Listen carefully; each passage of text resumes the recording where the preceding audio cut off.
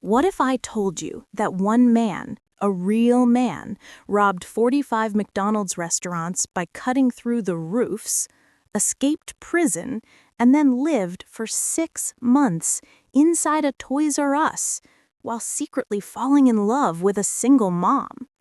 Sounds like a wild Hollywood script, right? Well, this isn't fiction. It's all based on a true story. And somehow, in the hands of director Cianfrance, it becomes one of the strangest, saddest, and most unexpectedly romantic movies of the year, Roofman. This is a film where a criminal turns into a dreamer, a love story becomes a tragedy, and every moment feels one heartbeat away from disaster. Let's dive deep into Roofman, a movie that's half rom-com, half cautionary tale, and completely unforgettable. Roofman stars Channing Tatum as Jeffrey Manchester, an ex-military dad whose life completely spirals after leaving the army. He's smart, maybe even genius-level smart. But as one prison guard perfectly puts it halfway through the movie, he's a very smart individual, probably genius level. He's also a complete idiot. That single line captures everything about Jeffrey, a man whose intelligence is both his gift and his curse. After the army, Jeffrey struggles to find his place in the world. His marriage is falling apart, he's distant from his kids, and he's desperate to prove he can still be a provider. So, when an old army buddy named Steve, played by Lakeith Stanford, reminds him of his uncanny skill for observation, spotting patterns, weaknesses, escape routes, Jeffrey decides to use it, just not in the right way. Instead of turning his life around, he turns into a roof-cutting thief, robbing McDonald's restaurants across multiple states. He breaks in through the ceiling, politely gathers employees, locks them in the freezer, and escapes without hurting anyone. His politeness becomes his trademark. His method earns him a nickname. And soon, the world knows him as the Roofman. For a while, Jeffrey's life feels like a strange success story. He's flush with cash, buying gifts for his kids, playing the part of a loving dad again. But, like all crime stories, the high doesn't last. He's caught, at his daughter's birthday party no less, and sentenced to 45 years in prison. And here's where the movie starts to shift. Under a lesser director, this could have turned into a typical prison break thriller. But Cianfrance, the filmmaker behind Blue Valentine and The Place Beyond the Pines, doesn't make typical. He turns Jeffrey's story into something strangely emotional, even gentle. Jeffrey escapes using his brilliance and attention to detail. No violence, no chaos, just quiet, patient planning. When he finally breaks free, he doesn't flee the country. He doesn't even leave town. He hides in a Toys R Us. Now, this is where Roofman becomes something else entirely, a fairy tale for grown-ups. Jeffrey sneaks into the toy store, builds a secret hideout behind a wall of bicycles, and starts living there. He survives on candy, baby food, and leftover snacks, watching the employees through baby monitors he sets up around the store. There's something both hilarious and heartbreaking about it. He's a fugitive, living among children's toys, a man on the run, yet surrounded by innocence. Cianfrance shoots these scenes with warm, nostalgic light. Sometimes you forget you're watching a criminal.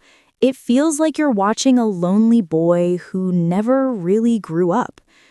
In one particularly funny sequence, Jeffrey roller skates through the aisles in his underwear, risky business style, dancing to old pop songs while surrounded by Barbie dolls and action figures.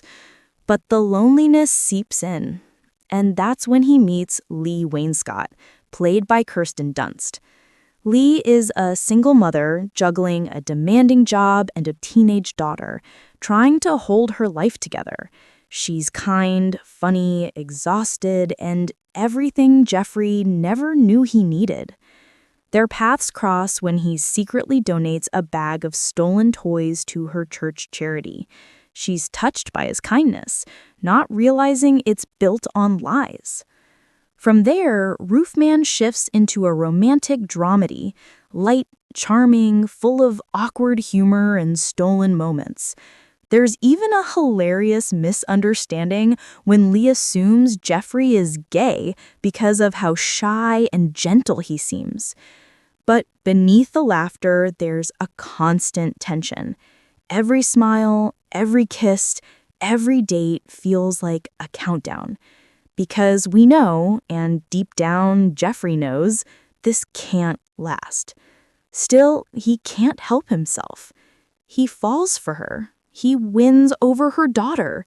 And for a fleeting moment, he believes he can live a normal life again, the kind of life he's been running from for years. Dunst and Tatum's chemistry here is pure gold. It's sweet, clumsy, and achingly real. Two broken people trying to build something whole from the pieces of their pasts. Of course, love built on lies can't survive forever. As Jeffrey's secret life unravels, the tone of Roofman darkens. What started as a romantic comedy becomes a slow-motion tragedy, not through violence or betrayal, but through inevitability. The police are closing in. Lee begins to sense something isn't right, and Jeffrey, still trying to balance his escape plan with his new family, finds himself crushed under the weight of his double life. One of the film's best scenes comes when the store manager, played by Peter Dinklage, discovers Jeffrey, stark naked, trying to bathe in the toy store bathroom. It's hysterical, but also devastating, because we see in his eyes, he's trapped. He's become a ghost haunting a toy store, a man literally hiding behind childhood. When the truth finally comes out, Lee's heartbreak feels inevitable, but Cianfrance doesn't linger on punishment. He focuses on empathy. Jeffrey isn't a monster. He's a man who wanted to feel useful, loved, seen. In the end, Roofman isn't just a movie about crime or romance. It's about contradiction, about the space between genius and stupidity, hope and delusion, love and loss. It's a film where you laugh and cry almost at the same time, where you root for a man you know is doomed, and where every act of kindness feels like one last gasp before the fall. Cianfrance, known for dark emotional dramas like Blue Valentine and The Place Beyond the Pines, shows a softer, more playful side here. But his signature melancholy remains, that sense that every joy comes with a cost. Channing Tatum delivers maybe his best performance yet, charming, broken, endlessly human, and Kirsten Dunst grounds the film with quiet, unforced warmth, proving once again that she's one of the most emotionally intelligent actors working today. Together, they make Roofman something special, a story that makes you laugh, ache, and reflect on how far people will go to make their lives feel meaningful.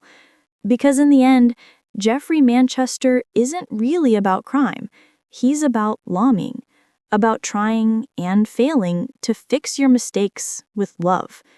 Roofman is the kind of film that leaves you smiling through tears, wondering how something so funny could hurt this much. It's a reminder that sometimes the best stories are the ones that make you feel two things at once. So what did you think of Roofman?